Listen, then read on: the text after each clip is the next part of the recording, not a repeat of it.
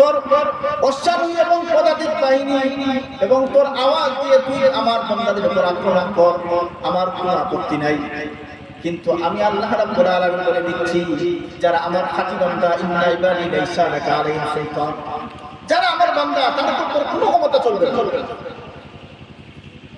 তাফসীরের মধ্যে আছে মুফাসসির আব্দুল্লাহ ইবনে আব্বাস রাদিয়াল্লাহু তাআলা ওই অশ্বারোহী এবং পদাতিক বাহিনী ব্যাখ্যা দিতে গিয়ে আব্দুল্লাহ ইবনে আব্বাস রাদিয়াল্লাহু তাআলা বলেন, শয়তানের দুইটা বাহিনী রয়েছে।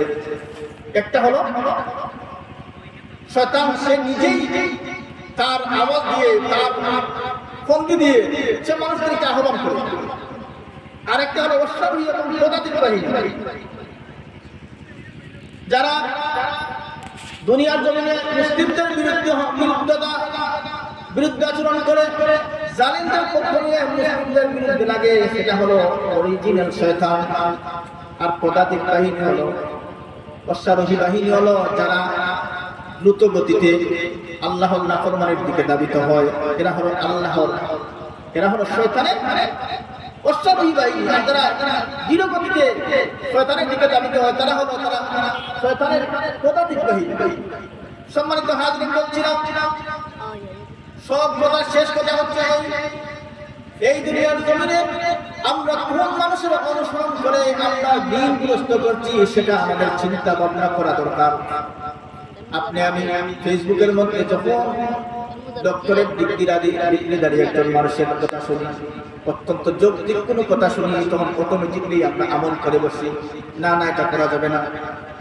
যদি আপনি কোনো মানুষকে যাচাই বাছাই ছাড়া ওই মানুষটাকে আপনি অনুসরণ করতে যান, তাহলে বন্ধুরা আমার, বাবাজিরা আমার, আপনার দিন এবং দুনিয়া এবং পরকাল উভয়টাই আপনি হারাবেন। কারণ যদি আপনি যাচাই বাছাই না করে ভুল মানুষের অনুসরণ করেন, তাহলে কাল কিয়ামতের দিন ওই অনুসারীদের অবস্থাটা আপনারও হবে। এই জন্য আল্লাহ রাব্বুল আলামিন বলেন, فقال الضعفاء للذين استكبروا إنا كنا لكم تبعا فهل أنتم مغنون عنا من عذاب الله من شيء। সেই দিন আপনি এরকম শয়তানের অনুসারীদের মতো এই আবেদন করব, فهل أنتم مغنون عنا من عذاب الله من شيء। হে আমার নেতা, আজকের এই মুসিবতের দিনে, আযাবের দিনে তোমরা আমাদেরকে একটু বাঁচাও। সেই দিন কি জবাবটা আসবে? জবাব দিবে, আমরাই তো হেদায়েতের অনুসারী ছিলাম না, সুতরাং তোমাদেরকে কিভাবে হেদায়েত দেখাতাম। সেই দিন কি হবে? সাওয়াউন আলাইনা আজাজিনা আম সাবারনা।